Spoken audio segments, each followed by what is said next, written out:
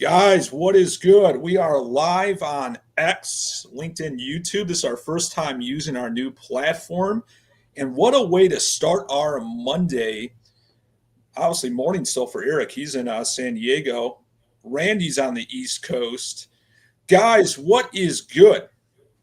And just to kind of introduce these guys, obviously, Eric Fuller is huge in ticketing on the secondary space and has really made a name for himself, has really scaled a business, very successful over the years, just has really have got to know Eric well in the last couple of weeks, obviously known of him as an acquaintance. And then we have Randy Nichols here, who's really on the rights holder on the music side, really defending the artists. And obviously has been debating on X as I got to know him over the last 3-4 months about ticket legislation, secondary, and obviously being for the music acts and being for the fan is really Randy's thesis. So I really wanted to come on this afternoon, and thanks for everyone tuning in on replay and well into the future. We think this is going to be a great conversation and really kind of just start with Eric, really kind of just kind of introduce yourself. What do you think about the state of ticketing? Obviously a lot going on with the bad actors, the bots, but obviously a lot going on with keeping the secondary as a free market. So I'll kind of give you the opening statement and introduce yourself, and we'll go from there. Thank you, Scott. And first, I really want to say thank you to Randy, because I know it's not easy to do these kind of conversations, and especially cold. So I'm really looking forward to getting to know you a little bit, Randy. And I'm not the slightest bit concerned by the fact that you're about 50% larger in the imagery, because now you're like Randy the Giant. So we're going to see how that goes. I've been in this space a long time, and in every space like this, you see ebbs and flows. You see changes. We saw astonishing changes during COVID. We saw behavioral changes in the last couple of years as you saw the sneaker kids move into the business. It's a dynamic business. But I start from maybe just a little bit of an advantage because looking at the screen, I'm obviously 100 years older than both of you. And that gives me some maybe perspective. And the perspective is, over time, free markets work. And that's really where I come from. And as soon as you start carving out special behavior for one market and not any other market, it distorts. It starts out well, but then the distortion begins. And so my position today will be really rather simple, and that is, if we have a free market economy and it fundamentally works with some issues at the edges, like in every industry, that's probably better than having to run to Congress or the courthouse or the governor's office and just argue over very arcane issues that are important to some of us in an industry, but not really important to people across the scheme of their life. And I think that's where we're going to wind up today. But I'm really interested to go into the detail with Randy, and I'm glad we've got some time. We have like an hour if we need it today. And I'm not particularly a betting man, but if I had to make a wager, it would be, I think Randy probably has a few things to say. And so I would give him all the time in the world to say what he wants to say, and then we'll just analyze it. Cool. Of course, yours, Randy. Yeah. All right. Thanks. Yeah, Eric, it's great to meet you. First of all, I appreciate you taking the time to chat here in public. It's good to get this out there and let people understand from both our perspectives what works and what doesn't work in the market and how we can make things better for the fans. At the end of the day, we have differing opinions on what's best for the fans, but I do believe that we both want a better system out there. So I'll open it up with that and just also mention I've been an artist manager for over 20 years. I've been very active in fighting for fans' rights around ticketing. While I'm a couple of years younger than Eric, I've had experience around the ticket market for, honestly, probably almost 40 years. Even though I'm 52, at about 12 years old, I was camping out overnight to buy concert tickets at my local Ticketmaster. and I would be second or third online, sometimes first online, would get up to the door, watch the guy in the Ticketmaster print out a stack of tickets, 3 inches thick, and then tell everyone the show was sold out, and realize that there was someone walking into that Ticketmaster, paying that guy a ton of money to get access to the tickets first. So I've been a witness to the problems in the market for many years. And it frustrated me when I was a kid watching this long before tickets were sold online. And it frustrates me now. And back then, you bribed the person who owned the Ticketmaster machine. Now you use bots and other tools to get access to tickets. And it's a lot of the same bad actors in the business too. So it's guys like Eric will talk about free market with us, but it's not a free market. It's a market where people are unfairly manipulating the systems, and it's unfair to some of the brokers who are honest brokers. As Scott knows, I've made friends with a lot of honest brokers out there. People who have season tickets to games, they get access to some music events, they resell them. No harm, no foul. It's the bad actors that I take major issue with. And I'd also like to add, I believe in free markets, and I think Eric's view of free markets is completely wrong, because as an event holder, we should be allowed to make decisions on our own events. But what the ticket scalpers have done over the last 40 years is convince local legislators that scalping should not be illegal, legalize it, create blocks like here in New York State that say an artist can't decide how their tickets are transferred after they're sold.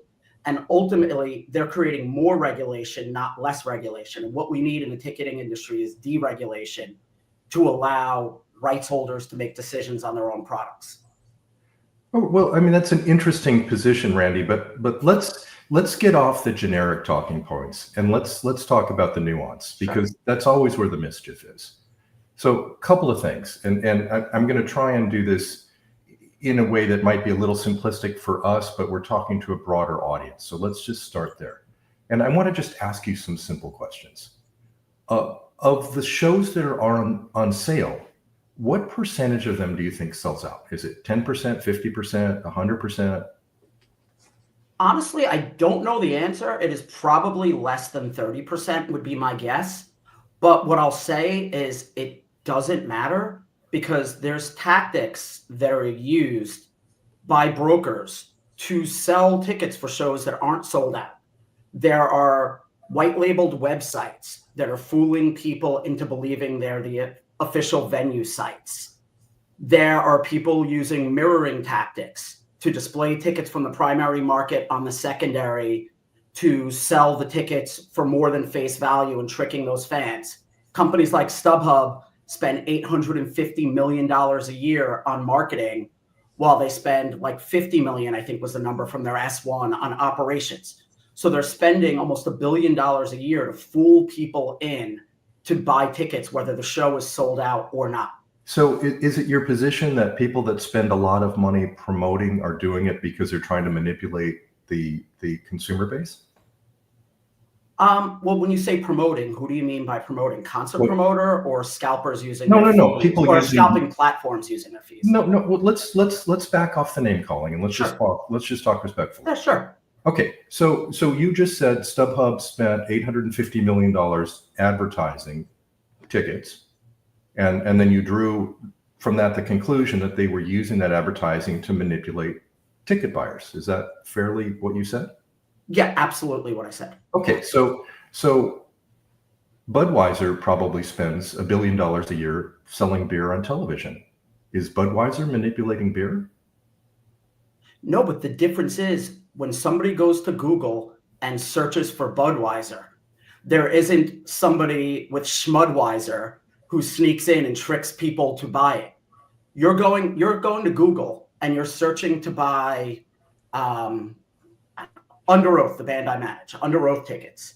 And you think that you're buying it from the official ticketer, but the first 3 listings that show up are from secondary platforms at a markup when the show isn't even sold out. And that is unfair to the consumer. Okay, fair. So let's talk about that. Under Oath is a band that you manage, right? Correct. Okay, and if I got it correctly, Under Oath is on a tour with Papa Roach as the lead performer, and then there's a second act, and then Under Oath is the opener, right?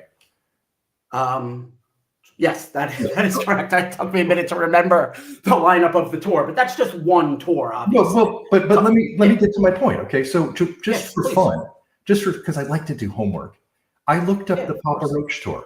So every show this week that Papa Roach is playing, that by extension Under Oath is playing, the band you manage, is 50% unsold. Jones Beach, maybe they've sold 20% of the tickets, and I think that shows in a couple days. So it's next month, but you're not incorrect. Okay, so you've got 75% of the tickets available for sale, and you've got Ticketmaster, which is the single best known distributor for concert tickets in the world, ticketing these shows, and consumers predominantly are going to go to Ticketmaster, and they're going to see that the ticket costs, I don't know, whatever, $100, depends where you want to be in the venue. But 7 or 8 out of 10 tickets are still for sale a week or 10 days out from the show. It's about 40 days, but kind of not relevant. Well, whatever, doesn't matter, right? Yeah. Okay, so they could go to Ticketmaster and buy those tickets, and they would be fine. They could go to StubHub, which by your example is advertising to bring them in to buy. And if they go on StubHub, tickets probably 20 cents on the dollar. And even if StubHub applies their 25% markup to it, it's 25 cents on the dollar. So is the argument wipe out all the advertising so that the consumers always pay the full price that the act is asking for, even when the marketplace shows that nobody wants to go? And I think it's fair to say nobody wants to go. You know, just to take a step back, Papa Roach is an example. It's not my artist, but we are opening on that tour. First of all, this is an artist that's the first time ever going into significantly bigger rooms. And they're selling almost double the number of tickets they've done on any tour. This tour was designed to begin growing them into an arena and shed band, going in with both the artist and venue knowing that they're not going to sell out these venues. So it's just want to be clear that the expectations are being met and they are exceeding expectations for the tour. But getting to what you're saying of if a scalper bought the ticket, and I know you said you don't like that term. What term would you prefer me using? Well, I think that they're ticket sellers, man. They're in their own business. I mean, in a sense, artists are scalpers. I mean, if you want to say scalpers, I mean, you're just putting a price that's above what the true value is. Markets set the price. And if you set prices higher than the people are willing to pay, under your definition of scalping, the acts are scalping when they're asking twice what the market value is. It's just a silly name hanging on people. But I mean, that's just not accurate at all, though, because an artist structures a deal with a concert promoter based on the perceived demand for the show. The promoter makes revenue from both ticket sales, food and beverage, often advertising, parking, other areas that the artist is not compensated on. There's a deal structure that is made based on a ticket price. The artist is paid on that amount of money. So it is not a market. It is a deal that is structured between two players, and they need to generate X amount of revenue based on that deal to allow the show to successfully happen. Understood. But let's assume for the minute, we'll stay with the Papa Roach tour because it's reality. So let's assume for just conversation that the shows are running at 50% sold because they wanted to grow in a bigger arena, as you said. Now, if tickets are redistributed because ticket sellers, speculators, scalpers, whatever word you want to use, bought some of those tickets just to see what would happen, and then they sold them for what the market says as opposed to what the face value says, by your theory, we should block those people from coming in. And then your acts that are playing in the room anyway don't get the benefit of the merch, don't get the benefit of the bar, don't get the benefit of the parking, all the things that you said are critical to the band. Your theory of how the money works actually cheats your act by precluding people that would go at a discount but don't have the slightest interest at all to go with the face value. Yeah. And So you see how a the couple market of things. works. Yeah, I'll get back to your key point, but first of all, you said, and I think it was just accidentally, but you said that the artist participates in the food and beverage, parking, all those other areas. Only the promoter participates in that, or the venue operator. The artist never, there's been maybe one or two examples that I've ever heard of in my career where the artist participates in that revenue. They just participate in the ticket revenue. Well, but in fairness, certain acts that have the power, Jimmy Buffett famously sold more beverages than anybody on the planet. If you ever wanted to see your accountant just drunk, go to a Jimmy Buffett concert, right? But even if it's just the promoter works with the band. And if the promoter isn't getting their money from the ancillaries, then they have to take it from the ticket price. And if we really and I'm going to cut you off just because I think we're on the same page here. That's the only reason. I don't take issue with a scalper or whatever we want to call them taking a loss on tickets on the secondary market. That, the whole pays to wait movement, I don't take issue with that. If I buy a ticket to go to an event where I don't have a relationship to get a ticket, I wait till the day of the event, and 99.9% of the time, the scalper takes a bath and I get in for a tenth of the price. I get it. I don't have a problem with the existence of that based on the way the laws work today. Would I prefer to see the secondary market go away and these unfair players removed? Absolutely. But until then, I will happily participate in their losses. Okay, so let's take it a little further, all right? So let's walk back just a minute from the generic talking points and think it through, like economists, all right? Yeah. So your position is you're perfectly fine with paying less than the face value because a discount is cool, but you take issue with people that also on some tickets charge more, so you don't look at a balanced market. You look at a one-way market in which you're fine with getting things cheaper because it benefits you or the consumer. But you think that the corollary that when there are things that are in short supply, prices go up is problematic and should be blocked. Is that fair? Well, I take issue with both, but I take advantage of one. Like the best example would be many of us who invest in stocks. You may not like what a certain company does, but it's a good investment. And some people follow that ESG model and they're not going to invest in something they believe in. Most people invest in what is going to make them money. So taking that correlation to ticketing, it's currently legal to sell tickets in most states at a markup. There's a couple, we're having successes in changing the laws. But if it's legal, I'm going to participate in that system occasionally. And I'm not upset that my fans can take advantage of this. But I take major issue with private equity backed large corporations buying huge chunks of tickets and making a profit off of my act that's standing on stage. Quite often, the act on stage is making less money than the ticket broker. Oh, okay, and that's a problem. But hang on. You just said you like to invest in stocks, right? And stocks, you know what? There are giant capital funds, BlackRock and others that absolutely go into the stock market against you with billions of dollars and buy Bitcoin and buy IBM and buy Ticketmaster. Ticketmaster in the heat of the pandemic, in the heat of the pandemic, sold $500 million worth of stock at $25 a share to the Saudis. Exactly. Right? If you didn't have that 500 million, you couldn't buy it. And the Ticketmaster is now at like 140. And the Saudis got that money, right? That's just how capital works. You can't say, well, it's fine if they do that in the stock market and prices go up and down, but the ticket markets are special because they're musicians. Why are they any different? What possibly? Well, it's completely different. And I'll give you two reasons why.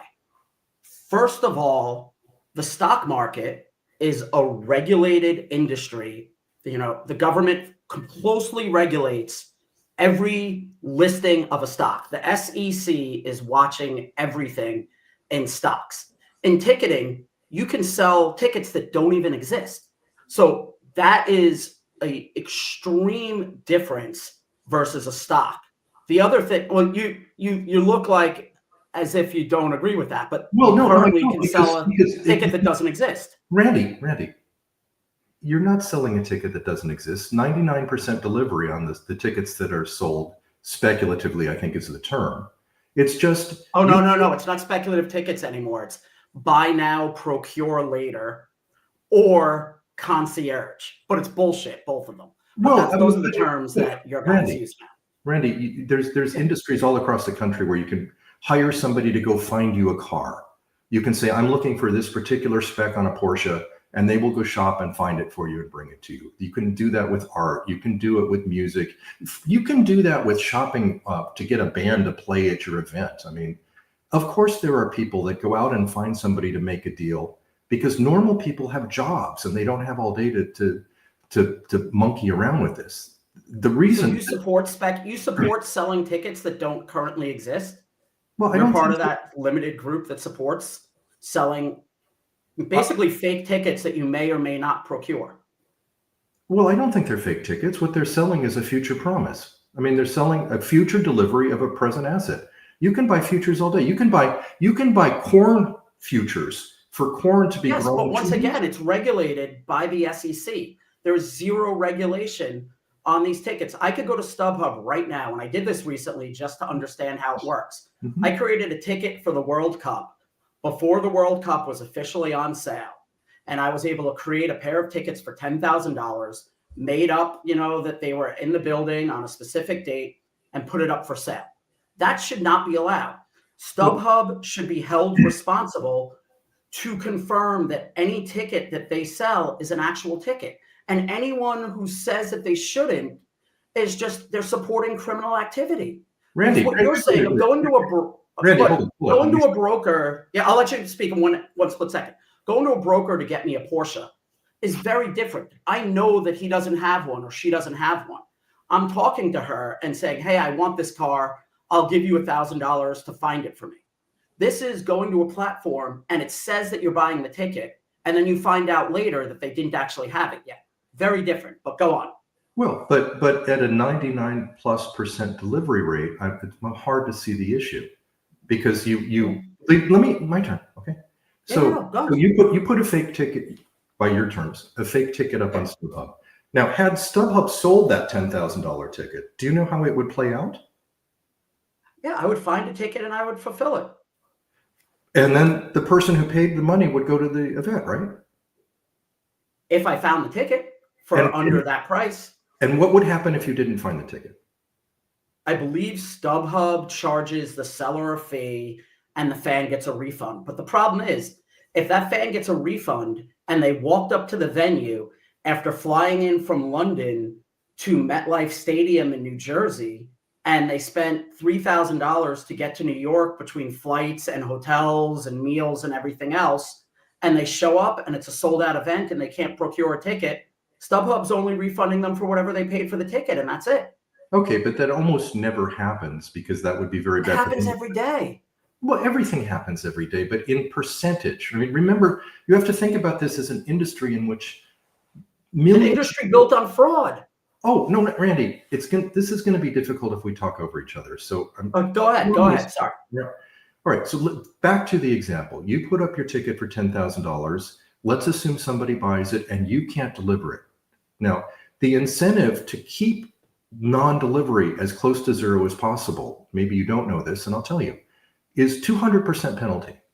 So if you fail I was aware the of that, ticket, the $10,000 listing price, you would then owe StubHub, the greater of, 2 times that. $20,000 would come directly back from you to StubHub to cover that loss, or what StubHub had to actually pay to procure the ticket. And now we saw this, I don't know, a dozen years ago in Arizona with the Super Bowl. In Arizona with the Super Bowl, the NFL changed the way tickets were distributed. And there's a long history of the way tickets are moved around for the Super Bowl, where they're allocated to players and staff and teams, and then they get resold, and they're future sold because the tickets are never held out, delivered or distributed until, a couple of weeks before the show. Same as Coachella and some of the other big events, but almost perfect delivery. But in that particular year, there was a problem and there was a short squeeze. And so tickets that were being sold for $2,000 and $3,000 and $4,000 were being acquired at $12,000 and $15,000 and $20,000 by the ticket sellers, all of whom ate massive losses, but they delivered the tickets anyway. Because here's some of them did, not all of them. Some of them went under and couldn't afford to do it. Some, but those were covered by the markets, and StubHub and the other exchanges picked up the slack and paid out. I think Vivid paid out $4 million or something to cover the. But again, people flew out to go to the Super Bowl and didn't get into the Super Bowl. Very few. Some people got in, but some didn't. If I go to a store and I buy something, I have the expectation that I've actually bought it. You're defending speculative ticketing when StubHub expressly states in their terms of service that they don't support it. I mean, they're hiring lobbyists to fight for it. They have a team internally that supports speculative ticketing, but they say you're not allowed to do this. And the reason that they publicly say that you're not allowed to do this is because they know it's wrong. They enable it behind the scenes quietly, but they know you should not be allowed to sell something that you don't have. That's actually wrong. Here, I'll tell you what the truth is, because I know it. The actual truth, and then we're going to come off this topic. The actual truth is that is not an option open to many. That is an option only open to people that have a long and proven record of delivering and the capacity to solve a problem. So it's a niche. Can you explain that when you say it's only what's only open to a few? The markets won't let anybody go list a spec ticket. You listed one ticket and but I listed it. It's the only thing I've ever listed. Okay, well, you got lucky. You shouldn't have been able to do that. But in any event, let's talk about the greater thing. All right, the greater thing is this is a marketplace in which you've got millions and millions and millions of tickets that are being sold every year. And the fulfillment rate of tickets from the various marketplaces and across all the different platforms is almost perfect. Nothing is perfect in any industry. I mean, you go to a restaurant and you can get a burnt steak, right? There's always something that goes wrong, possibly in any complex industry. But at scale, and this is a high scale industry, at scale, everything from stadiums that hold 60, 80,000 people to little tiny rooms, the Neva rooms, the 930 Club that can't sell out, right? That have $20 tickets. You've got every day in every town across the country ticketed events, and you almost never hear any consequential large volume of people saying, boy, I got screwed, I couldn't get in. We have a few every day at those clubs, at those small clubs, every day. Talk to the box office managers at those clubs every single day. And you're correct, Eric. It is statistically few, but a small amount of people who buy on the secondary get tickets that are not good tickets. But when you look at the primary, the actual tickets that people believe they're buying, when people buy the tickets, the real tickets that are offered, it is statistically perfect. They always get in when they buy a real ticket. They almost always get in when they buy a fake ticket. So you're solving a problem that isn't really a problem. Even if that was the case, right? Even if that was the case, you've got a bigger problem, or certainly an equivalent problem. I'm going to go back to 930 for a minute, just because the 930 Club amuses me, since Audrey Fix-Schaefer is now the head of Neva, and she's out there taking extreme positions. 930 Club says we can cancel your tickets at any time if we feel like it, And a lot of places are taking this. There used to be a guy down in Tennessee that would cancel everything if you were out of the zip code. And people would show up and they'd be like, yeah, sorry, we canceled your ticket because you were from California. Well, we were coming to town. Well, we don't know. You were out of the zip code. So there is on both sides at the edges some little issues. But the thing is, you can't form policy on the basis of little issues. You can form policy. And I have a question for you. Yeah, sure. And, on this exact topic. So you think that there should not be policy that says that every ticket should be verified that it exists before it's offered for sale? Is that what you're saying? That when 930 Club puts a ticket up for sale, it's a real ticket. But you're saying when you and your friends put up a ticket, it doesn't have to be real. Why does 930 Club's ticket have to be real, but yours doesn't? Well, no, that's a non sequitur. We're talking about different things. One, you're raising again this issue of speculative ticking, which I think is sort of a side issue. It's negligible. We should be talking It's about. a real issue for the box office manager. They every single day have people, and I talk to them on the regular. Every single day, they have to have a person on staff that they're paying to fix these problems for people who show up who don't have tickets. And they typically accommodate them and get them in the door, even though they didn't have tickets, because they feel bad for these people who were ripped off on the secondary market. And you kind of shrug your shoulders and go, who cares? They got in anyway. But the club is paying extra money every day for an employee to clean up your mess on something they're not paid on. And all we're saying is, so that we don't have to deal with that mess, prove that the ticket's real before you put it up for sale. Ticketmaster has a resale platform. On that platform, the ticket has to be real in order to sell it. That should just be very agreeable, that every platform should have to sell real tickets. And the fact that you can't agree to that honestly feels laughable. Well, Randy, I think you don't understand this. I mean, Ticketmaster doesn't just resell on the resale platform Ticketmaster tickets. They resell everybody's tickets. And so Ticketmaster has no way to validate whether or not there's a listing on the Ticketmaster resale platform at the 930 Club, because they don't necessarily run that box office. I think 930 Club uses a Dice or something. So yeah, well, whoever they use, but using their, if I'm saying they use Ticketmaster and they don't, but Ticketmaster verifies that the ticket's real before listing it. From what I understand, let me stop it. Let's just jump off this for a minute. I mean, look, airlines oversell tickets every day. Let's just use that as an example. We're not talking about regulating the airline's capacity to price tickets, but every day airlines oversell their planes because they know statistically 4 or 6% of the people aren't going to show up. Hotels all across the country, when they're full, oversell because they know that there's a margin of whatever the percentage is historically that don't show up. And if you get there at 11:30 at night, it's conceivable they'll be like, sorry, your room is gone. We don't have it for you. We're going to give you this place down the street at a lesser hotel. And we're sorry, but that's what happens. That happens in rental cars. That happens in restaurants that overbook. That happens in bars that are full. You can wait outside for an hour and a half to get in because they're at capacity. So let's talk about the issues of ticketing, the real issues, and not the. Wait, I want to reply to you on that real quick. Please. And you made a perfect example. And every one of those businesses accommodate their customers. Every one of those businesses also keeps 100% of the revenue, and it is illegal to resell their products. But you want tickets to be resold, and you keep the profits, and us as the event operators to clean up your messes when you sell something that's not real. When a hotel or an airline, using your airline example, first of all, I can't resell an airline ticket. But if the airline can't accommodate me, the airline will either book me on another flight or give me money for a hotel and a certain number of dollars on top of what I paid for the ticket.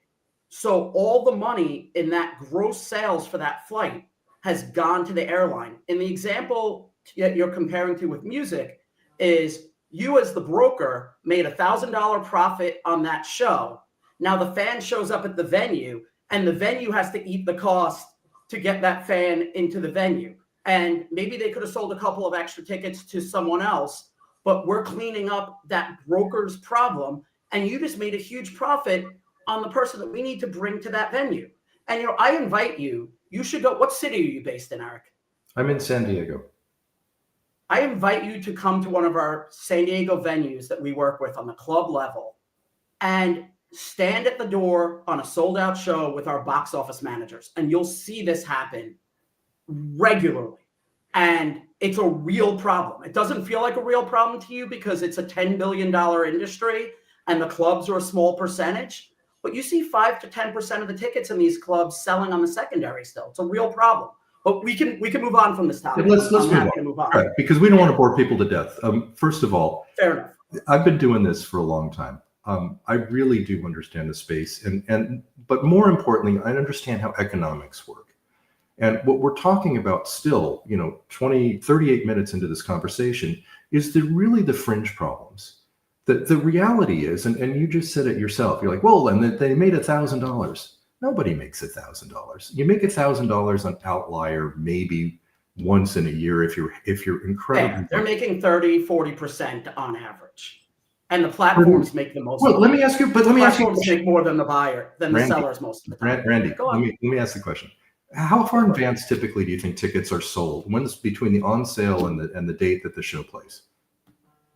You can't really say that there's an average, because you have some superstars that put shows on sale 4 weeks out and others that put them on sale 18 months out. But there's no rhyme or reason. But realistically, the problem is on the big shows, the super, super high demand shows, which are usually booked out a year in advance, right? Yeah.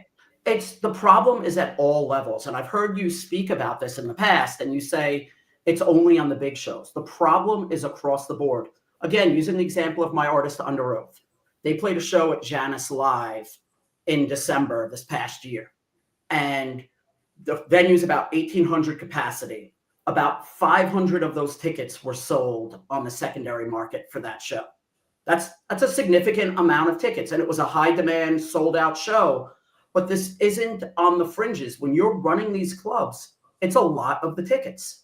Okay, but let's say it is. So that means distribution works, right? So if you think about it's saying that people are using tools to get ahead of real fans and get the tickets and profit on fans and not paying the rights holders on those sales. Randy, have you ever bought a ticket on Ticketmaster or one of the other primary markets in a high demand sale? Yeah, of course. It's a pain in the ass. How long did it take you to buy the ticket? Much longer than it should, because you have bots attacking their systems. Well, no, it's because the demand is high. No, and that's fair. It is both bots and fans. Using Taylor Swift as an example, without bots, there still would have been massive problems, but bots made it worse. Well, actually, Taylor Swift is a lovely example. Number one, you'll see that once in your lifetime. Number two, 95% of the tickets went to Taylor Swift fans. I mean, that's the cleanest on sale ever in terms of the prices went crazy on the secondary because all the primary tickets went to the fans. I mean, that was as close to perfect as you could get. I actually, you don't know this. Taylor Swift broke the internet on Tuesday when she went on sale. Taylor wanted to have a record. She wanted to sell the most tickets that anybody had ever sold in one day. She put 2.4 million tickets on sale across 52 stadiums, even though she was advised to do it differently. And she crashed her system. You know what? Somebody had to go to Congress and explain to the Senate staff how ticketing works. That was me. 2 days later, I was in the Capitol having to explain this. Yeah, they're the absolute worst person there to do it. Right? So here's the deal. They had a liar there. And I hate to attack you and call you a liar, but when you look at Taylor Swift on the Reputations tour, you started an entire media campaign. And I give you credit because you were the guy who wrote the articles and I saw it and you did a brilliant job at this. But you wrote all these articles saying that the Reputation tour was a failure, when in reality it was the highest grossing tour of all time, I believe. It was certainly her highest grossing tour ever. And you wrote that it was failing because she pulled the money back from the scalpers. And you've done the same thing I listened to you say this about Beyonce 2 weeks ago when you were talking to Scott on his Ticket Talk. You are twisting the truth, and then you're going to speak to Congress. And you're the example that I give, which is Ticketmaster fails. And for many years, legislators turned to ticketing experts for help. And the only other ticketing experts for a long time were the scalpers. And they turned to you guys. And it was a brilliant move that you all created. And what happened since the Save Our Stages Act is they met all of us from our side when they saved our industry, got to know us, learned another opinion. And now all the laws are changing because they realized that there are incorrect information that's being fed to them by these brokers. Well, and we're invited now rather than you. Well, actually, let's just break it down. Let's break it down in pieces. Yeah, go for just it. Give me a minute. Okay. Number one, what I said about Taylor Swift on the Reputations tour was she did a good job, but what she didn't make clear was she couldn't sell out her stadiums. She was giving away giant blocks of tickets to paper the stadiums because they had, sometimes as many as 20,000 unsold seats. So they were creating a fantasy that she was selling clean every place. It wasn't true. I think she's terrific. I love Taylor Swift. What that woman has done in creating a community, in creating a standard of behavior, in creating a graciousness in the way that she acts is spectacular. I have nothing against her. I write about the nuance that I see that nobody else has the time to think about or the background to understand. But what So you Beyonce said was, no, go ahead. Sorry. Now, as to Beyonce absolutely disproved the theory that we're going to have billion-dollar gates going on into the future. And I remember being at Polestar last year, not the most recent Polestar, but the year before, when everybody was like, well, we just had $1 billion gate, $1 billion in ticket sales for our audience. For Taylor Swift, and we're going to have 10 of those this year. This is the primary ticketing industry puffing up. We're going to sell all these tickets to all these people for massive amounts of money because Taylor Swift has proven that the people will pay for it. Beyonce just proved no, they won't. Beyonce just proved Taylor Swift was anomalous. Taylor Swift hadn't toured in 5 years. She canceled the Lovers tour because her mother was ill. Then we hit the pandemic. 4 albums come out.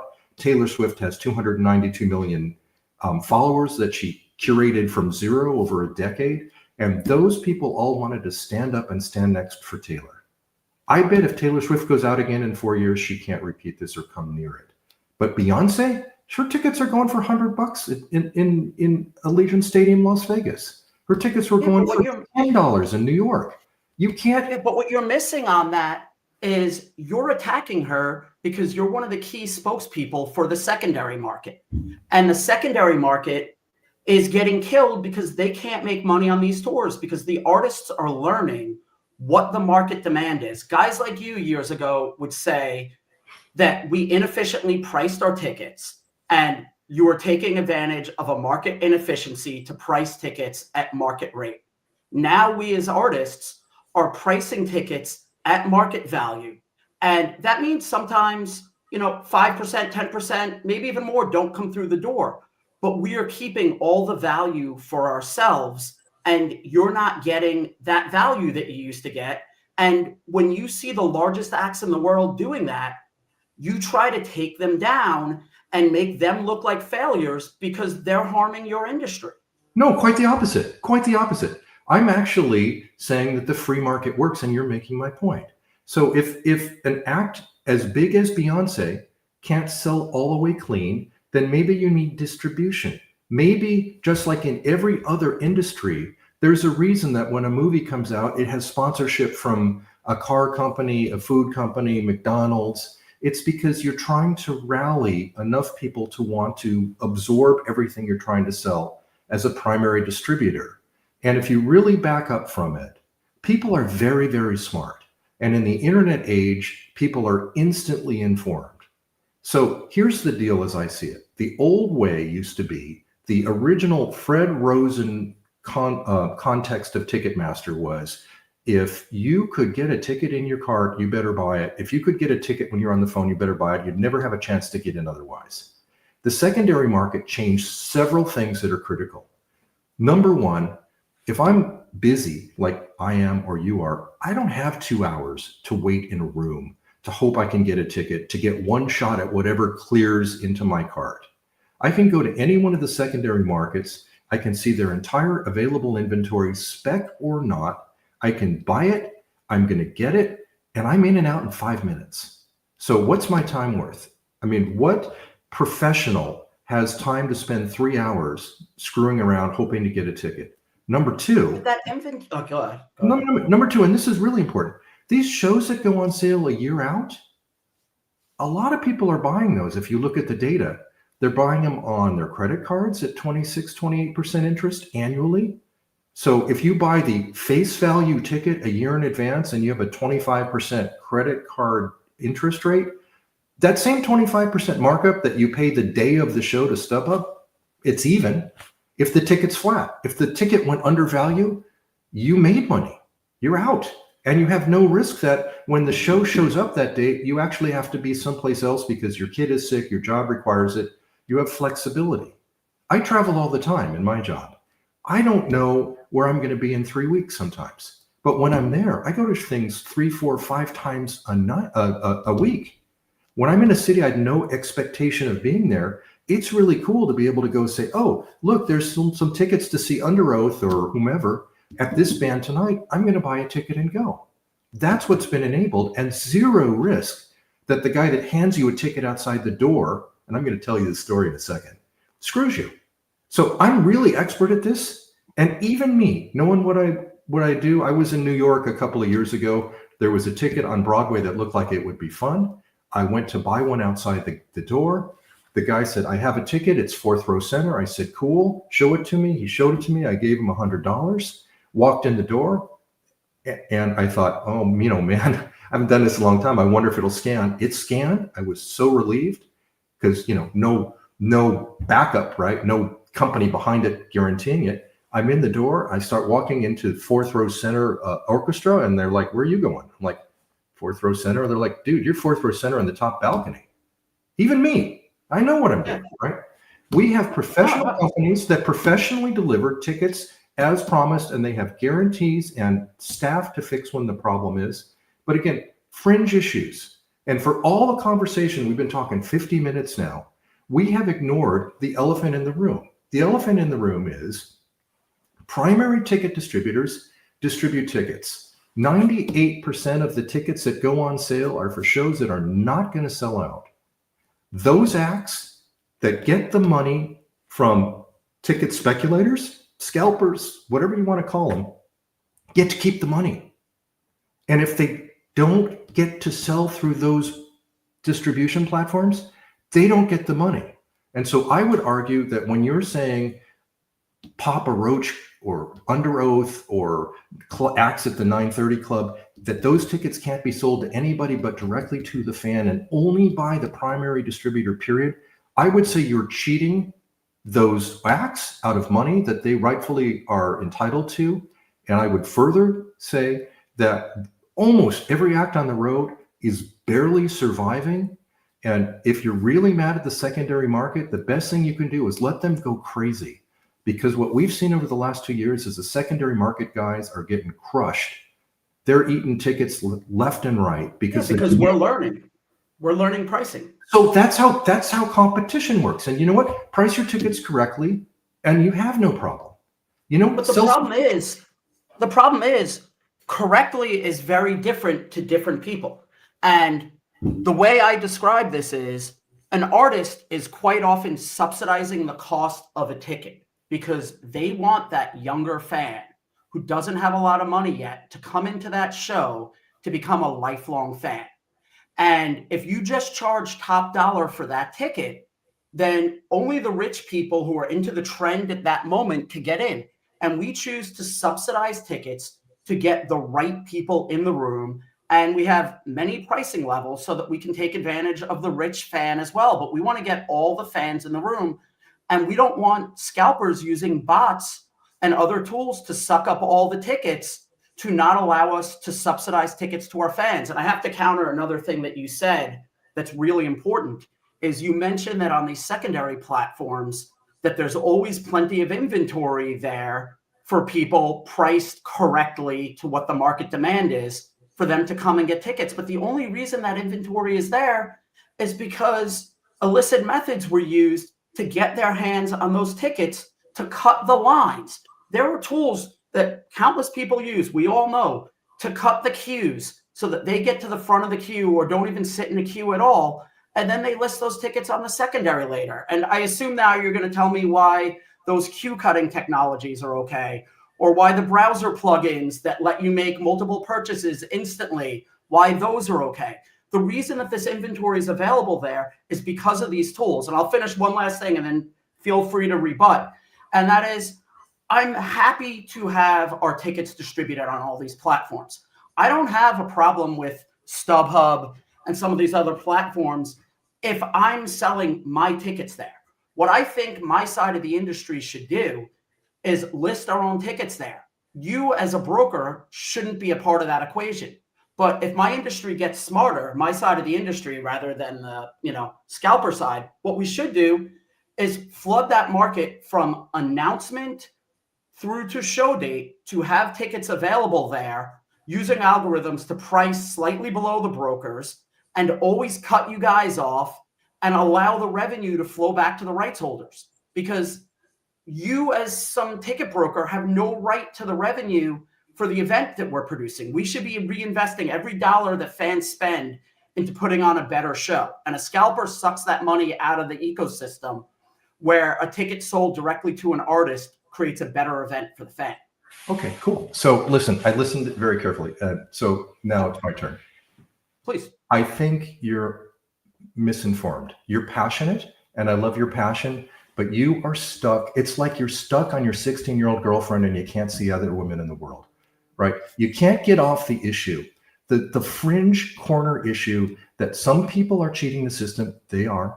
The majority of the people that are in the industry are actually incredibly honest, stunningly honest. I know great people. You're not wrong. There are good players in the industry. No, but but Randy, my turn. Let me talk. Okay, so let's talk about this. With you. I'm trying to be nice. Let me be nice. Yeah, all right. Okay. Number one, to the extent that there are more shows, more tickets, more events than there are human beings willing to buy those, distribution helps drive demand. If there wasn't demand, everybody across the ecosystem would see less revenue. Everybody across the ecosystem would see less activity, and you would certainly lose what you have now, which is this whole building core of pays to wait. I'm going to decide today and I'm going to go somewhere because we've opened that option. But the much more important thing here, and this is super critical, is that across this entire ecosystem, we have proven the caliber of the people that are in it. Now, yes, at the far edges, in any business, there are people doing weird stuff, and that's in politics, that's in you name it. But I want to go back to the pandemic for a minute. So in the pandemic, there was a 1-week notice sent out for everybody to your tour is canceled, get back, we're done, we're shut off. And if you remember, that was in March, and President Trump came out and said, well, by Easter, this will all be gone. I actually came out in writing and said, yes, by Easter, but in a year, right? Yeah. The industry was at risk because here's how the money worked. All the money that had gone out from consumers to buy tickets had been distributed to the promoters. Nobody knew that at the time. And so there was something like $8 or $10 billion worth of money where people had paid for tickets to the primary ticketing companies. The ticketing companies had distributed money to the promoters. Some of those tickets had been sold and resold on the secondary markets. All of this is sloshing around, and then the markets went to zero. And at that point in time, and the reason, in my opinion, why Live Nation stock went to $25 and the Saudis could buy it, is there was a very realistic prospect that that money couldn't be recovered in time to avoid just a complete collapse of the whole ticketing infrastructure all the way across the board. But here's what happened. For all the hype and hyperbole about the people in this industry are bad or bad actors or horrible cheaters, 99% of the money that had been distributed either to sellers or wherever, it all came back. It all worked its way back through the system. People that had gotten paid for selling tickets for a show that was going to be in the future, that was now not going to happen, gave the money back. All the money went backwards. 99% of the money, billions and billions of dollars, went back to where it belonged, went back to the consumers, went back to the wherever the money was aggregated from, because this industry is honest. And there's a lot of people that do not make faces at me. It's my turn to talk. There are certain people that use tools they shouldn't use. Those tools are illegal. The government has the capacity to deal with it. Putting more laws on top of laws that they're not enforcing doesn't do anything. And yes, you got Maine in 7 days with no real conversation to shove a law through in a state that's not particularly meaningful. You're not going to see that happen again. You got lucky. It's happening. It happened in Maine. I mean, it happened in Maryland. It's happening more and more because people are seeing through this. And you say that the brokers were honest and the money, flowed back. Part of what you're missing is most of the shows weren't canceled. They were postponed. So most money didn't change hands. So it's not like they did something wonderful. The money was just held by the platforms. And eventually the vast majority of shows replayed. So I mean, it's neither good nor bad. You're right that they didn't, fold up and take the money. But for the most part, it was being held also. So it's not as, as simple as you say. The other thing I'll point out is you had a bunch of guys from your world who were reselling PPE masks during COVID. So like these are not honest people. You had Don Vaccaro, who's one of your leaders in your industry, on his freaking website. He still has the picture up there. He still hasn't taken down him boasting about reselling masks, and he's one of many doing that. And the last thing I'll say about Randy, we're talking about tickets today, okay? In the pandemic, no, but this is the character of the people. This is the character of the people in the ticketing business. And the last thing I want to say about the dishonest tools is the NTAB, whatever, the ticket broker conference they had last week. They have on the conference floor companies selling wares that violate the Bots Act. So if your industry is actually policing itself, why do you allow companies to pay your largest trade organization to hawk wares that are breaking the Bots Act? It's that simple. They don't truly care. And even if it's a small percentage, it's happening. Are you an expert in the Bots Act? Tell me the violation you think happened in the Bots Act. I'd love the Bots Act, it's using technology, and I don't have the exact wording in front of me, but is using technology to acquire more tickets than are allowed by the ticket limit. And I don't have the exact wording, but I've spoken directly with the FTC on multiple calls and have the exact language. It's using technology to get around ticket limits. I believe what you're trying to say is using technology to evade a control system, and that is actually not what the Bots Act was intended to do. The Bots Act was intended to avoid, to make illegal the use of electronic bots to acquire tickets.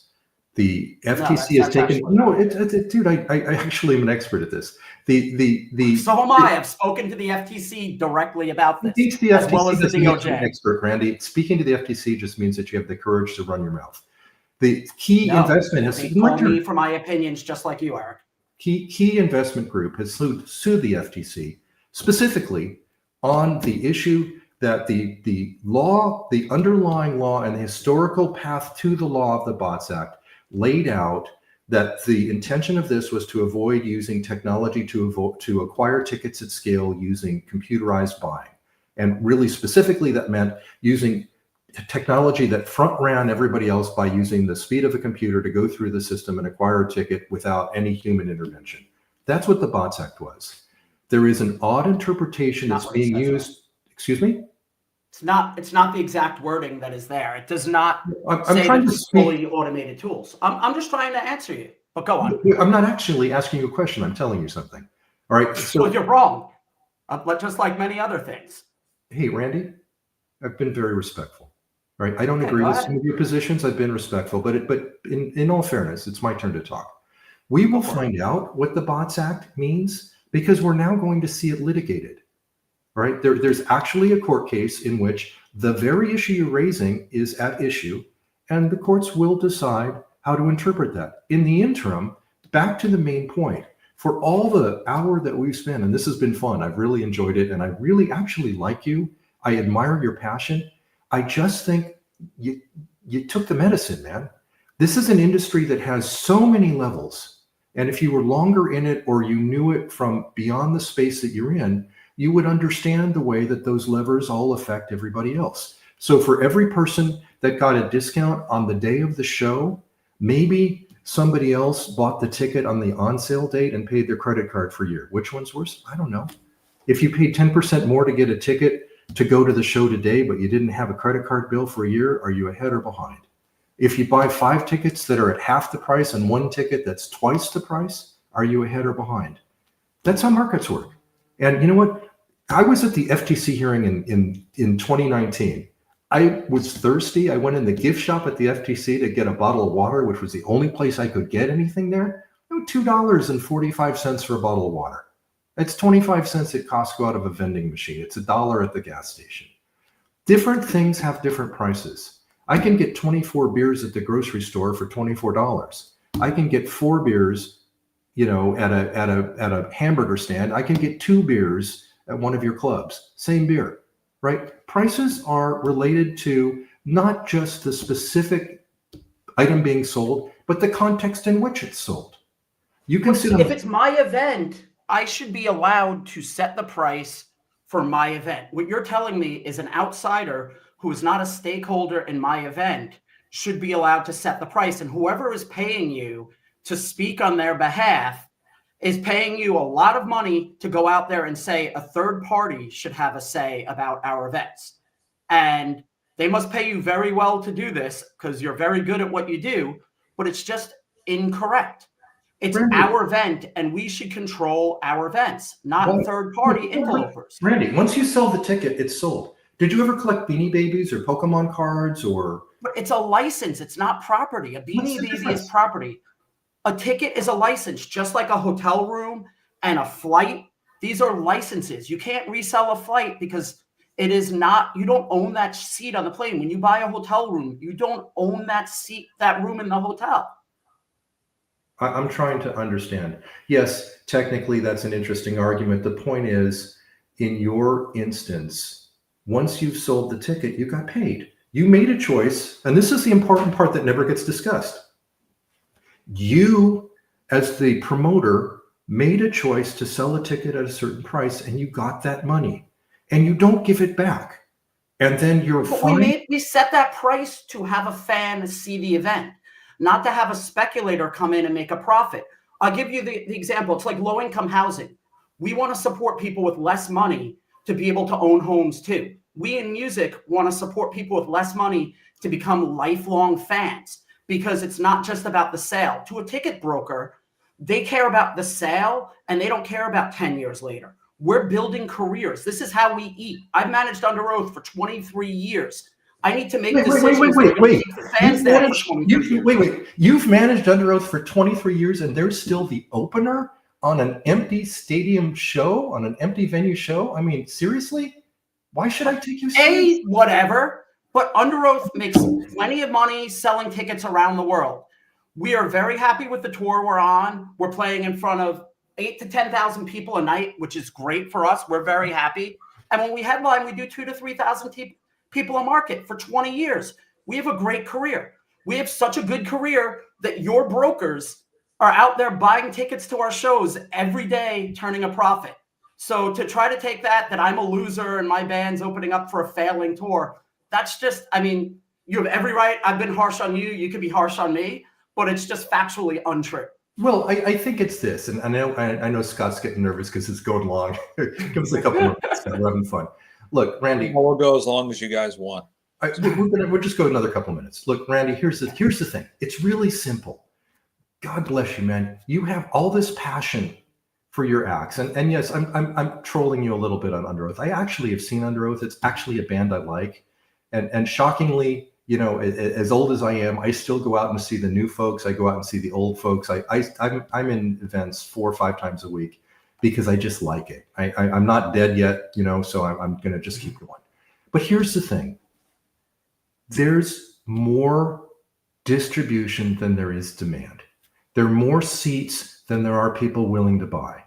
And so in your side of the business, your job is to figure out the smartest way to create relationships with the fans of the acts that you're promoting. And when you create those relationships, you can sell to them directly, and you can leverage your databases, and you can gather all those folks, and you can create ways in which you sell to them and they get the tickets on the terms that you want.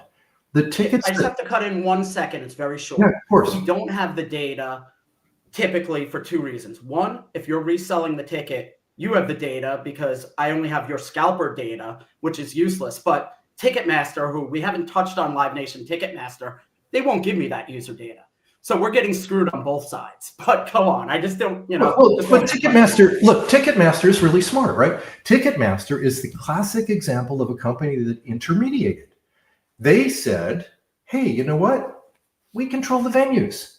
So we're going to tell you how you can operate in our venues. If you want to use our venues, and if you don't want to use our venues, you go find your own venue. You can hold it in a park, you can hold it in an amphitheater, you can hold it in a bowling alley. But if you're going to go to our venue, it's our venue, it's our rules. That's how it works.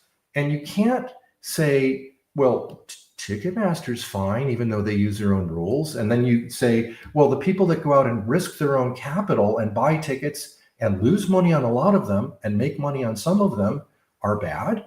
I mean, there's different elements to the ecosystem. And curiously, as much as we're complaining and yelling at each other, it works. It works in this system at the very, very highest level. Give me a second. The very, very highest level of demand where things are sold out, sold out, sold out, we have problems.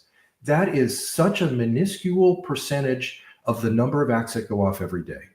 What we have is the option for people to get the 99-cent deal at McDonald's, or they can get the $48 hamburger at one of the steakhouses in New York City. It's still a burger, man, but you get it in a different room. You get it at a different price.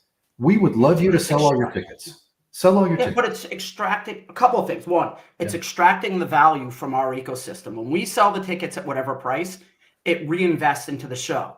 When these interlopers come in and suck the money out of the system, it's not reinvested in the show. So that's a huge... Well, can I ask you a question on that? So let me, before we get lost. Please. Okay. So you're already selling all the tickets you can sell, right?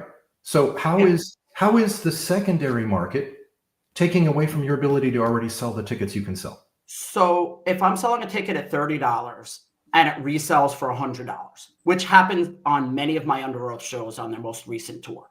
So now that fan may spend less money on food and beverage at the show. They may spend less money on merchandise. For that small club, when you ask and wonder why Neva even cares about this, they care because that fan, if they were spending $30 a ticket, they may go to 6 shows a year. But if they're spending $100 a ticket, they may go to 1 or 2 shows a year. Yeah, but Randy, so we know need that money statistically to stay in our ecosystem. But Randy, that's statistically wrong. I mean, it's not. The $30 or the $60 isn't meaningful. It's $100 to go to dinner now. People that want to go. I mean, the reality is that's a convenient argument, but it's not truthful. The reality is, for a young fan, it's not the same. For you and I, we're privileged. It's different for us. For that young fan that we're trying to turn into a lifelong fan, they can't go to everything they want to go to. And we are that 1% privileged type. That is not the core young music fan. Then Randy, they need to be protected. Randy, then wouldn't you want that one young fan to have the ability to go in for $7 when the show crashed and get hooked? I'm fine with that. As I said at the beginning, I'm all right with that. Yeah, but you can't have half of it. You can't say, cool. Well, I don't want it, but I'm okay with it. The difference is I'm saying, yeah, if it happens, great. But I'm not saying that should be the way the market's set up. I have one question for you, Eric, and then, if you want to wrap this up, feel free. You've mentioned how I'm passionate. You respect my passion for me fighting for all this. And I'm truly doing this out of passion because I care about artists and I'm protecting artists. Why do you do this? Who's paying you to fight on their behalf? Oh, you know what? You're going to love the answer to this. Nobody. I don't buy tickets. You asked me a question. Okay, go. I don't buy tickets. I don't sell tickets. I love this because it's an interesting industry that's full of people that don't have the slightest idea when we're having these conversations about how the economics really work. And for me, it's just so fun. You are incredibly passionate and incredibly wrong on most of what you say because you're looking from the narrow focus perspective of what's best for you. I look at what's best for the entirety of the ecosystem because as a fan that loves live entertainment, I want to have 2 things. I want to have a vibrant ecosystem where people are performing, and I want to have access, whether I get it a year in advance or tonight. And I want to see that fair market apply to the tickets the same way it applies to every other product that's made and sold in this country. If you want to buy a ticket, the thing that's changed with the secondary markets is that you have an honest, reliable series of options of where you can get a ticket, where in the past that didn't exist. It was, we sold out 8 months ago, tough luck, best of luck getting in. Now that's gone. Okay, I'll ask the question again in a different fashion. What do you do for a living? Dude, what do I do for a living? I'm old, man. I'm old and I'm rich. I do whatever I wanted. What did you do for a living? What did I do for a living? I made lots of investments and they worked out very, very well. That's what I did. And it gave me the freedom to do this. So you're not paid by anyone from the secondary market ticketing industry and you never have been? Is that what you're saying? Do I get paid from the secondary market to do this? No, of course I don't. I actually use my own money to do it. Sorry? You actually what? Sorry, I missed that. I use my own money to do this. I'm using my own money to do this.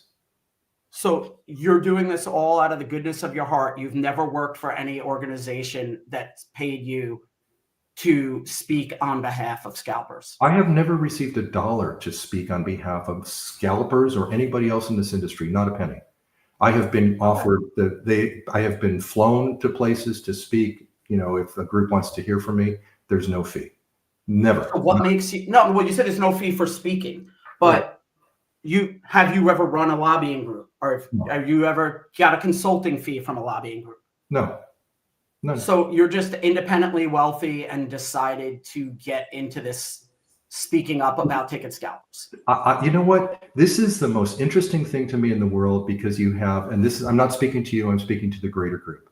This is a group of multiple organizations and individuals, all of whom who have passionate belief that they are right and no comprehension or willingness to learn about how other people do things. And what I'm watching is a multi-billion-dollar ecosystem destroy itself as it fights among each other for negligible ground game. And if in fact you settle down and other people settle down and worked together, then you would find it would work better. Now, I want to tell you, I happen to know you were talking about NEVA a little while ago. A year ago, the ticket conference that you were talking about, Dana Frank showed up in a disguise with a fake ID. This year, Dana Frank and Audrey Schaefer showed up, and they knew they were coming. And, you know, they were admitted to everything, because there's nothing to hide in this industry. There are actually no secrets. Everybody thinks there's some magic sauce or some secret. Here's what it is. There are more performers with more tickets than there is demand across the country in sports, theater, and musical performance. There's just no humanly possible way to sell out all the opportunities from club level to stadium level in every city and every state in the country every single night. There is a problem that exists at the very, very, very top when you get the outlier Super Bowl, the outlier, and by the way, nobody ever seems to complain about Super Bowl. They just take it for granted that it's a corporate event and you stay out of it. Well, sports is a whole different animal than music. But it's not. And it's the same thing. Sports is exactly the same thing. They just sell smarter. And their sports teams understand they don't really dwell down into this fist fight over who paid what dollar to get in. They're managing teams and they're building relationships, which is what musicians should be doing, managing their relationships. And ultimately, my position is this. If you just took a breath for a minute and thought about how could you best cooperatively work with the secondary markets, you would see that, yes, every once in a while, there's somebody that takes too many tickets in a high demand item and they profit from that in a way that you may think is unfair. But they always have to pay what the act is asking for. They never get to pay less than what the act is asking for. And once they've bought that ticket, there's nowhere for them to go with it if they can't sell it. If you put a show on sale for Thursday night and then you follow it with a show for Saturday, guess what? The Saturday show is more interesting, but you already bought the Thursday tickets and you may be stuck. And I want to go back to something that I talked about at an event with all the industry insiders a couple of years ago. Garth Brooks has a solution, at least on the music side. And I would encourage everybody. Agreed. I think we could all agree on that. Okay, but we never talked about as much supply as possible. No, you're right. And that fixes the problem. Yeah, and you and I actually agree on more than you think, Eric, because I think my own industry is making mistakes and should be taking advantage of the pipes that the secondary market has created. And I don't have a problem with the rights holders distributing their tickets through these platforms. My issue is third parties sucking up the tickets and preventing real fans from getting tickets. Well, but let's stop right there for a second. This is super important because we keep looping back to this sort of falsehood. Nobody's preventing fans from getting tickets. That's not your complaint. I want to actually correct your complaint. Your complaint isn't that tickets are being sold by a third party. Your complaint is that tickets are being sold at a profit by a third party. And you discount the fact that for every ticket that's sold at a profit, there's at least that many tickets that are sold at a loss. And then you have to look at the balance, because ultimately consumers are the only ones that buy tickets for attendance purpose. And if consumers get tired of the noise and the screaming and the fighting, they're going to fade away. Look at movie theaters. In the last 3 or 4 years, movie theaters they're gone. They don't exist anymore. Everybody just stays home and watches on TV. We are doing the same thing to the live entertainment industry that we did to the movie industry. We are making it so noisy, so ugly. We're going to cancel your ticket if you bought it in the wrong place. You're right. You are. Your side is doing that. You're making it more difficult for people to get tickets. No, we're not. Most tickets are trying to prevent third parties from extracting the value. If I want to sell a ticket for a low price to build lifetime value with a fan, I should be allowed to do that. And there shouldn't be somebody who's legally allowed to use software to get the ticket first. Then have and a the fact that you Randy. can't agree with those things, Randy. I have no problem with marketplaces. Randy. I have a problem with people cutting the line. And you have no problem with people cutting the line. And that just shows your true colors. No, that's a lie. I don't encourage cutting the line. I've never said a word in favor of cutting the line. What I've said is there are more tickets than there are people willing to buy. And if you wanted to directly distribute your tickets to your true fans that you want to give them a discount or a benefit, you could learn how to do that. You could actually create the outreach. Old school, U2 kind of acts have fan clubs. Look at Pearl Jam. Pearl Jam's the best example of that. Pearl Jam 10 Club locks down what Pearl Jam's going to do. And they interact with the fans of Pearl Jam directly. Grateful Dead used to have a good system. You just mail in an envelope that you colored on, so it was super cool. And if they picked your envelope, you could maybe, with a cashier's check inside, that they would sell you the tickets. But if they didn't like Pearl Jam's a great example, though. What? Pearl Jam's a great example. 10 Club. They have non-transferable tickets in most states. Then they come to New York, and your lobbyists did a great job to say that you can't have non-transferable tickets because you have to protect the brokers. But it doesn't. I mean, it's irrelevant because they sell the tickets directly anyway. Tickets transferable or not. My turn. Transferable or not transferable. If you sell the ticket to a hardcore fan who's going, it's never going to be transferred because they're going to go to the show. And here's what I would. No. If it goes to a fan, it goes to a fan, you keep leaving out the fact of people using unfair methods to get the tickets. What's unfair about joining the fan club? Well, if you're a broker and you have 10 fan club subscriptions, that's certainly an issue, and that exists all over the place too. Welcome to commerce. I mean, that's how the world works. It works that way in everything. What do you think it's like right now to, you want to go buy it doesn't work that way in hotels or flights. No, it doesn't. You can resell a hotel and a flight. They're dynamically priced. Of course they are. Yeah. And that's what we do. And you write attacking dynamic pricing as well. We created dynamic pricing like the Taylor Swift Reputations tour, where you attacked her and said her tour was failing, when in fact it was the highest grossing tour ever up to that date. And you attacked us because you had an issue with verified fan and dynamic pricing. You attack us when you say that we're ineffectively pricing tickets, then we price tickets correctly, and you attack us for that. I mean, you can't have it every way. And then you say that you don't make a living from any of this. This is just out of the goodness of your heart that you're fighting to protect these scalpers. I just call BS on so much of this. You can call BS on whatever you want, but the problem is that I have a lot more experience than you do in this space, and I have a lot more knowledge about how things work in the world outside of this space. And what knowledge do you have how the live events industry works? Not the ticket scalping industry. You don't have experience in producing events. You have experience in extracting value from businesses that other people build. That is your experience. Well, actually not true, but it doesn't matter. I'm not here to argue my CV. The point is, you're drawing conclusions out of the air using quasi made up What legitimate work have you done in the live entertainment industry? Non-scalper based work. What have you done in the live events industry? I'm not here to answer for what I do, Randy. I'm here to talk about the issue that we're discussing.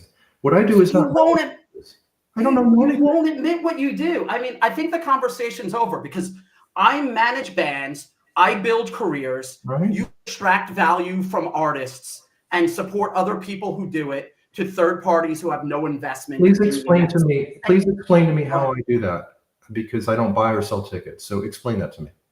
Well, according to your LinkedIn, you used to have a ticketing company. I don't recall the name of it off the top of my head.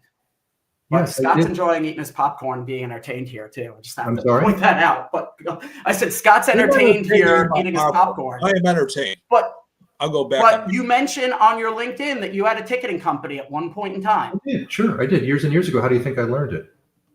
Right. Yeah. Well, that's my point. What have you done in the legitimate live music business? Well, what I'm doing now, I speak for the industry and try and help it be rational as opposed to insane. Right now, everybody's, you know what's happening?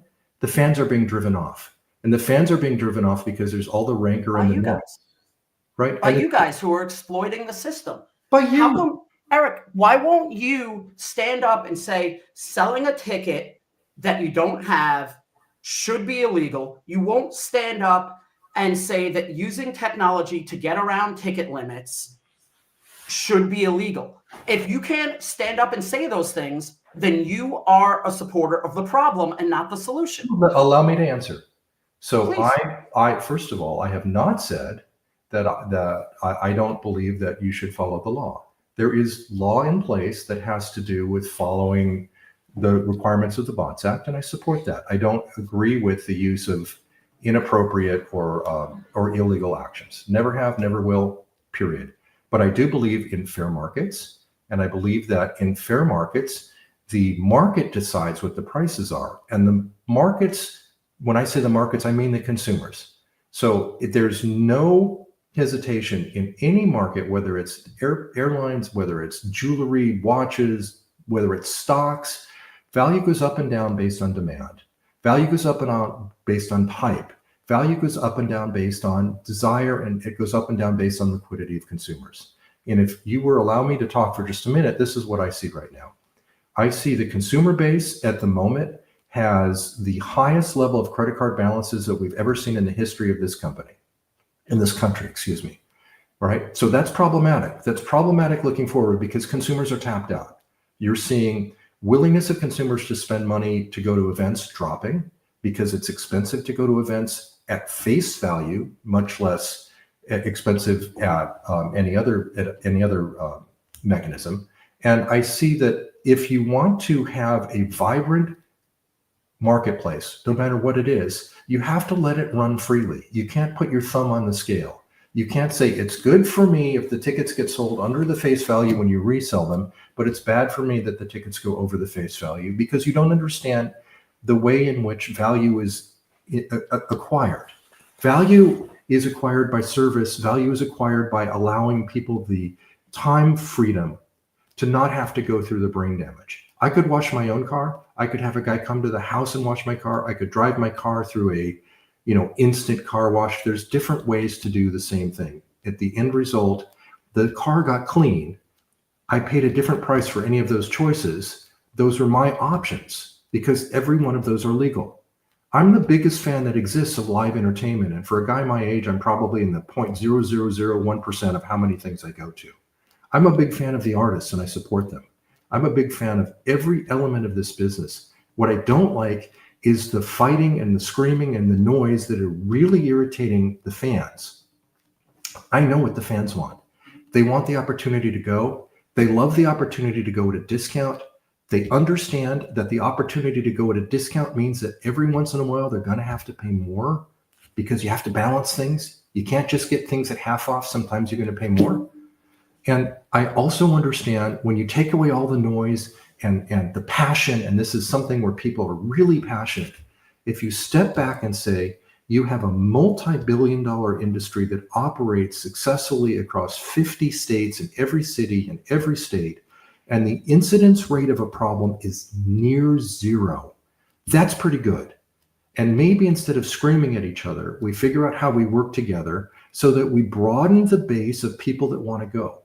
At the moment, we're driving people away because they don't even want to try to buy things on the primary market. It's too convoluted. And they've learned on the secondary market to wait till the day before the event. And here's the thing that's going to happen. If we stay down that path, you're going to see a lot of tours that don't go. Because the mechanism of financing a tour that's going to go is you put the tickets on sale 9 months in advance, you sell enough tickets to assure that you have the money for the buses and the road crews and the staging and the hotels and the flights, and then you go. The path that we're on right now with all this noise is nobody's going to buy anything until the day before the show, and nobody's going to be able to go out on tour on that basis because they will be broke 2 weeks into the tour. So if you look at the backed up whole scheme, I'm really behind what you're trying to do mostly. I want to see your acts build. I want to see what Michael Rapino, I'll quote him. Michael Rapino said that if you go to see something live, that's when you form a lifetime bond with that act. You've got to get the people in the door to get that lifetime bond, and then they keep coming back and back and back. You don't get it from the radio, you don't get it from the DVDs. And I want to see if we work together instead of against each other, we could really figure out better and different ways to broaden distribution, because collectively across this industry, whether it's the stub hubs, whether it's the primary power brokers, whether it's the venues, everybody has the same ultimate goal, which is to get people off the sofa and into the room. And everybody gets paid in one form or another from doing that. And if we stop the noise and stop the regulation nonsense, it would work. If we continue to fight this out state by state by state by state, here's what's going to happen. And this is where I'm going to pull the old guy card. Anytime you turn it over to the government, it will not end well. It will start in a way. I agree with you there. Okay, thank you. Thank you. And it's where we're at right now, is the government tried to fix the problem. And it's gotten worse and worse and protected the scalpers and harmed the fans. So I completely agree with you. It will continue to get worse. You know what works? A free market where people sit down. And I'm going to tell you something that you probably don't know. So about 6 weeks into the pandemic, I put together a project called Rescue Meet. Scott, do you know about this? Yes, I do remember reading about it. Yeah. I put together a project called Rescue Meet. And I said, oh my gosh, this is the first time. And this has really got me going on what we're doing here even. This was the first time in history. Everybody's competitive. Nobody would cooperate. I reached out to everybody across the ecosystem: Apple, Google, NFL, NBA, Live Nation, Anschutz Entertainment, everybody, all the major players. And I said, look, for the first time, we're not fighting with each other. We're all dead in the water. Let's figure out how to work together to survive. And I put on a 3-hour live Zoom with all those people. And then we had a follow-up one. They're on the internet. I'll send it to you if you want to see it. All right. Sure. And the intention of it was to find a way that we could all work together, not improperly, not beyond the bounds of, legality, but find a way in which we could cooperate honestly. We could compete honestly, and everybody had the right to earn money as best they could. But we all had to understand that if we so irritate the fans that they never come back, we're done. It's over.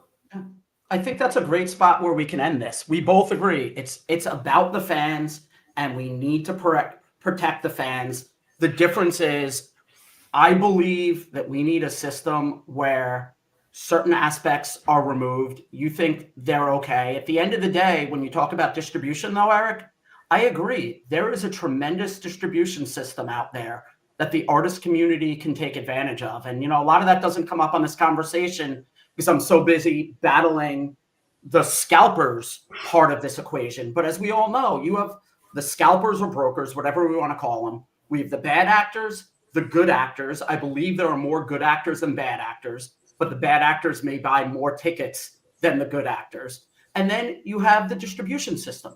And the best thing that my side of the industry can do is take advantage of those distribution systems. And because the more we use those distribution systems, the more market share we can gain on those distribution systems and force them to push out the bad actors. And we agree. So let's leave it here. Because I think at the end, I think this is a good spot to leave it, because I think this is we found some common ground. But I want to extend my hand to you. All right, in this, yeah. And this is why I was willing to do this today. Right.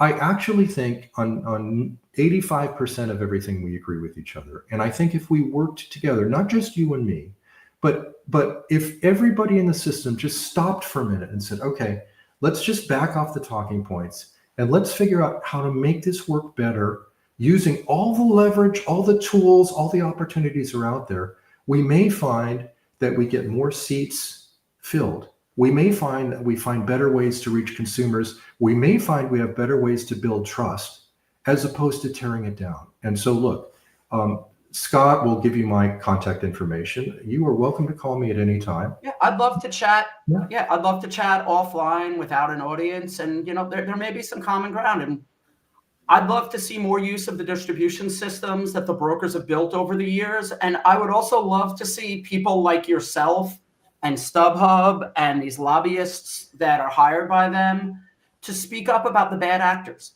because people say they're against the bad actors, but a lot of them, and I'm not accusing you because I don't have any evidence of you doing this, but a lot of them are empowering the bad actors while saying they're against them.